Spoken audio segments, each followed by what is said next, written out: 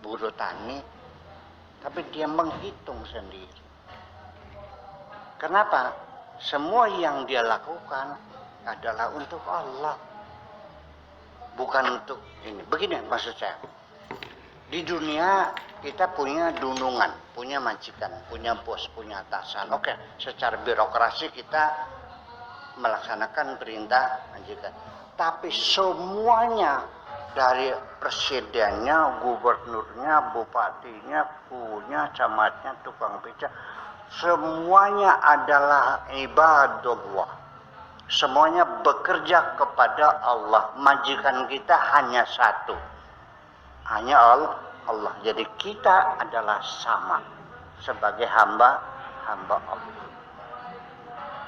Ini ibadah ini sendiri sesungguhnya punya pandangan filosofis menuju membangun peradaban berdasarkan persatuan dan kesatuan berdasarkan kesetaraan.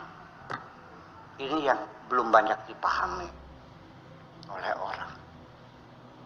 Kalau kita beragama Islam, dengan majikan saya baca bahasa bilang perdomak, nggak ada urusan dengan kamu. Engkau juga hamba Allah, aku juga hamba Allah, sama kok. Hanya beda posisi saja di dunia.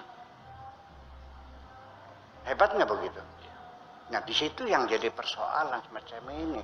Jadi nggak ada kita itu mengabdi kepada seseorang, semuanya mengabdi kepada Allah. Hanya formalitasnya dia atasan saya bawahannya, itu saja. Tapi kita sama-sama hamba Allah untuk Allah semuanya. Nah ini hierarki semacam ini dalam bernegara juga mestinya begitu. Seorang gubernur dia bekerja untuk membangun negara ini. Saya sebagai camat ya untuk negara ini. Saya gubernur bupati ya untuk negara ini. Jadi jangan Anda mempermainkan saya untuk kepentingan pribadimu. Ini semua untuk negara. Jadi semuanya kalau tujuannya sama, tidak mungkin kita berantem dong. Nah ini yang jadi persoalan, bahwa artinya bahwa mengenal Tuhan itu diimplementasikan dalam pengabdiannya, bahwa semua apa yang dilakukan adalah untuk Tuhan. Sejauh mana orang yang kenal Tuhan, kualitas beribadahnya, ketika saya membantu seseorang yang sedang susah, ya karena belum makan atau karena sakit tidak bisa berobat. Kalau saya sudah mengenal Tuhan, maka dipastikan saya tidak akan pernah merasa menghutangi budi kepada orang lain. Dan saya tidak akan pernah menagih kebaikan saya. Dan saya tidak akan pernah merasa bangga telah berbuat baik kepada sesama.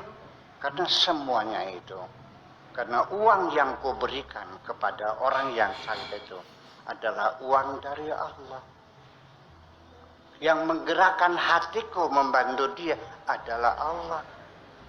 Uang yang kau beroleh hasil kerja saya pakai tangan saya buatan Allah. Jadi di mana peran saya dalam melakukan kebaikan itu? Kalau saya sudah kenal Allah, saya akan meyakininya bahwa saya hanya sekedar menyampaikan titipan dari Allah kepada orang yang sedang susah itu. Ketika orang itu berterima kasih, saya katakan Anda salah alamat. Bukan berterima kasih kepadaku, berterima kasihlah kepada Tuhanmu. Sudah sampai ke sebelum kamu no. Lah itu yang persoalannya. Tetapi nanti pada akhirnya kita juga jangan take it for granted, karena niat kita sudah baik, seperti terjamin akan dapat pahala, yang dapat imbalan Tuhan. Pertama, orang yang sudah kenal Tuhan pasti dia tidak akan pernah mengharapkan imbalan apapun. Ya, I do it just because I love you. Aku lakukan ini karena aku mencintaimu. Itu yang jadi persoalan. Tetapi ingat lagi, saya ulang lagi supaya jangan lupa. Ini kita lagi cerita niat yang baik, persepsi yang benar. Sebelum kita melakukan sesuatu, kita mesti paham dulu. Karena akan menentukan kualitas. Sampai tidur juga kualitasnya berbeda. Ingat bahwa tidak semua niat baik kita itu mulus sampai akhir. Di tengah perjalanan kita dirampok. Dan kita tidak sadar.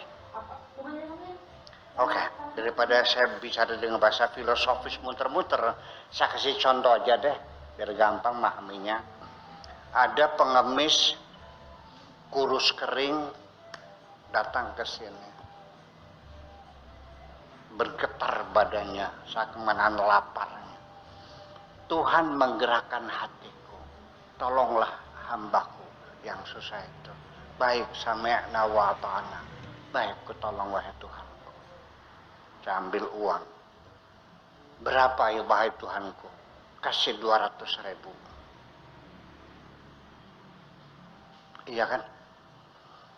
Di tengah saya akan menyerahkan uang itu, iblis datang.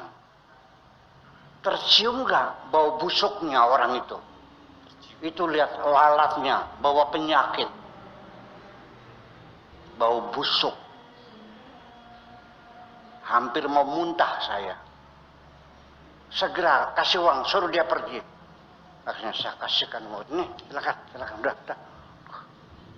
Saya bersodakoh atau ngusir orang? Dirampok gitu.